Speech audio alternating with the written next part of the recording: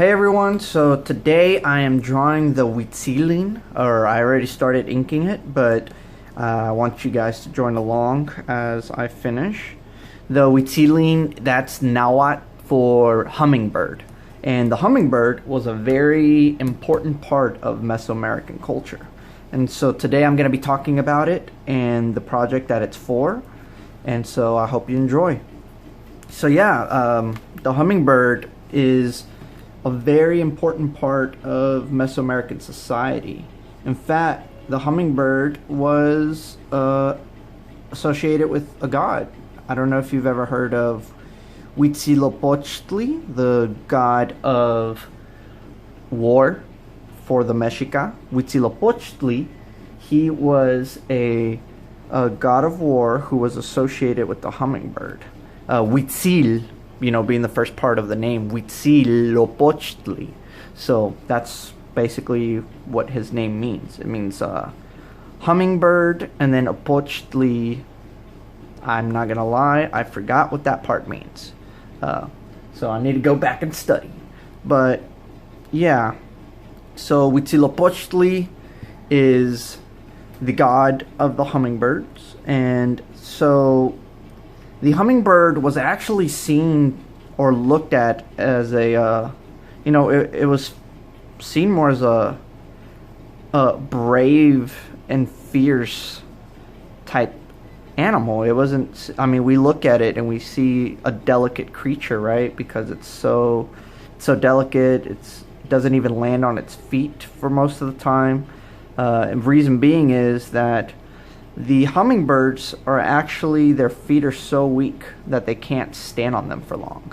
So that's kind of why they constantly have to be flying. But anyway, so the Huitzilin, the hummingbird, was also what you would become after 4 years that you were in Tlolan, or in heaven, with the sun god. So if you died as a warrior, or as a female giving birth, which was equivalent to being a warrior or dying in battle, because you are in another ferocious battle, the battle of life, right? So childbirth was associated as pretty much being in battle, which is, I think, really cool. And something that I know it's a little bit away from my points that I'm making today, but I really enjoy how Mesoamerican society did have its, the maternal and I guess paternal system where the man was in charge of, going out to do certain things, and the female was in charge of doing certain things. But they really respected their roles, and it was, in a way, nice to see that, like, women weren't treated like shit. They still were, like I said, childbirth was associated with, being in war. So I just thought that was really cool. But anyway, so once you went to heaven and you were in heaven and followed or I shouldn't say heaven, because it's not the same. I guess if you're coming from a Catholic perspective, or these other religions where a heaven exists, well, Tlolan is the name of such a place where you would be up in the sky following the sun through its journey above the sky and then back into the underworld at night. That's essentially what the journey that the sun made every day was. It would go in and out of the earth. And so after 4 years of being a part of that and being a warrior or a warrioress female in the sky following the sun, after 4 years you'd become a hummingbird, and you would actually come back to earth. You would come back to earth as a hummingbird, ready to, provide nectar for the flowers and to, I guess, see your loved ones, but as a hummingbird. So it's interesting to think that, like, so many people would probably think, like, that their ancestors or their their family members who had passed were maybe one of the hummingbirds that were near them. Who knows? And so the hummingbird was a very special creature and is a special creature. And so I decided that I would draw it for this set that I'm making.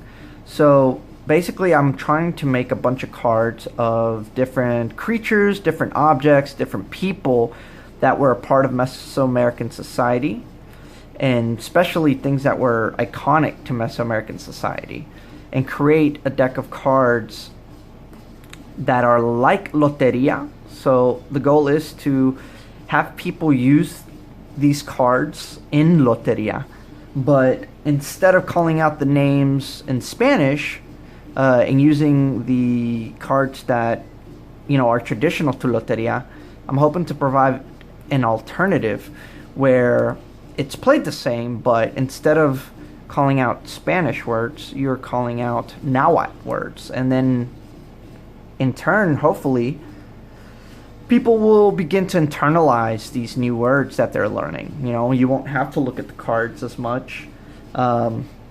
People will be able to hear the word and know what that word means, and that's the whole point, to sort of get back to our roots as people who may or may not have indigenous blood within them, people who have lost a lot of that indigenous ancestry that we have.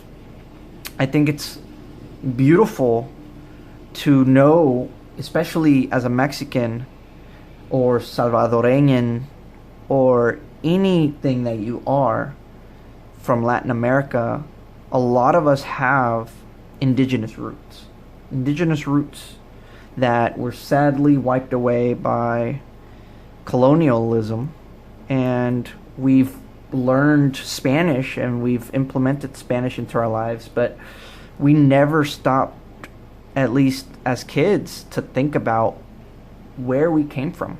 We don't really care about that when you're a kid, but once someone didn't realize that Spanish is not the language that came from Mexico, I literally had people think that Spanish comes from Mexico. Isn't that crazy? Like, it doesn't. It comes from Spain. The people who colonized Mexico in 1492 is when they arrived, I believe. And then in 1521 is when Tenochtitlan, what is now Mexico City, got finally brought down, because the Spanish were lucky enough to befriend the Tlaxcala, which were enemies of the Mexica.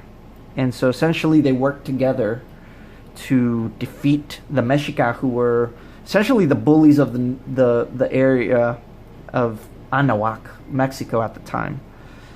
They basically worked together to bring them down, but didn't realize that they were bringing themselves down, because now they were granted more rights and stuff than the other places that were colonized, but in the end, everyone lost that was indigenous, even though the big ones that were defeated, because now a lot of their culture was destroyed, despite them having, been friends with the Spanish. And so my goal with this project is to sort of bring back people to our original language, which could have been many other ones. There's Nahuatl, there's Pipil, there is Mixteco, there's Huasteco, there's Maya, there is Purepecha. There's very many different indigenous languages of Mexico, and Nahuatl is just one of many. But Nahuatl was one of the most spoken in the Central Valley of Mexico at the time. And so I've been learning Nahuatl for quite a while now, and it's just fascinating to me. I think it's such a beautiful part of our culture, and a lot of our words that we use every single day comes from Nahuatl, like tomato. Tomatl was the name for tomato. That came from Nahuatl. Aguacatl, or aguacate, which means avocado, that word is originally from Nahuatl. So again, a lot of these words we use every single day, we have no idea that they're actually from the ancestral language of Nahuatl. And it's still spoken today.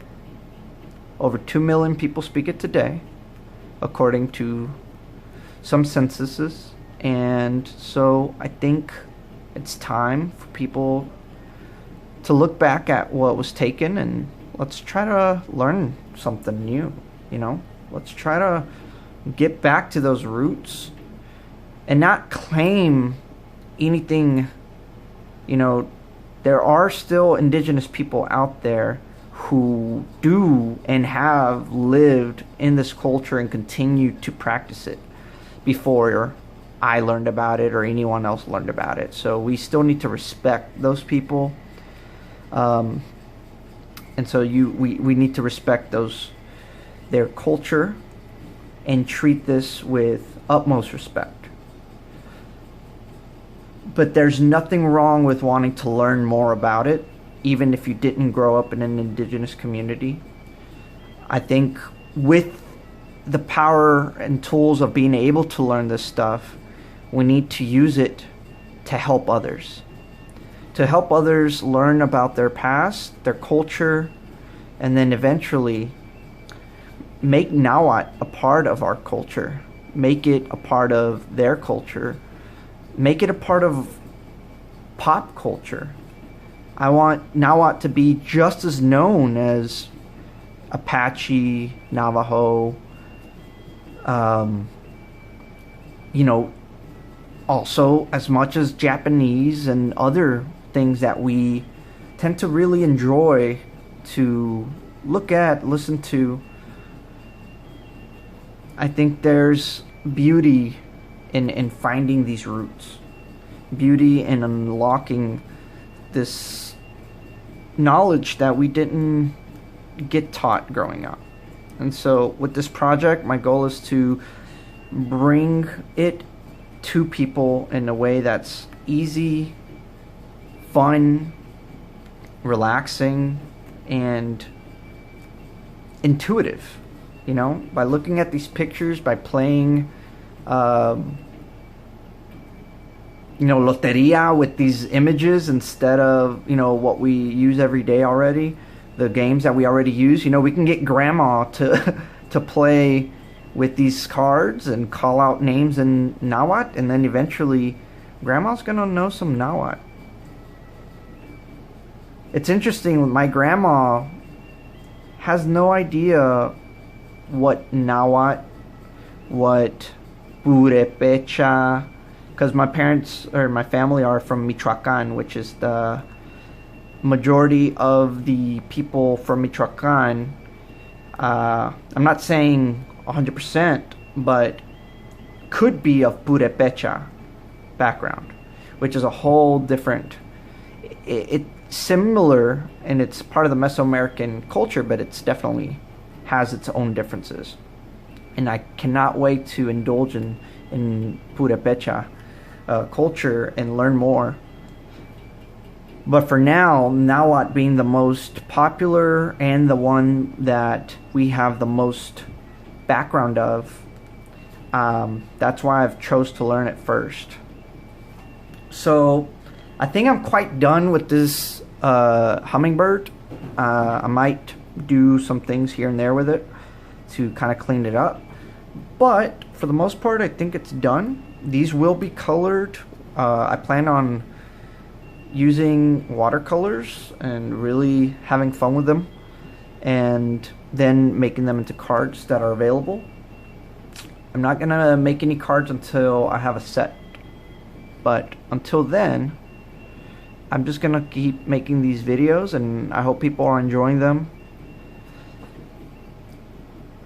And yeah, I think this is a good stopping point.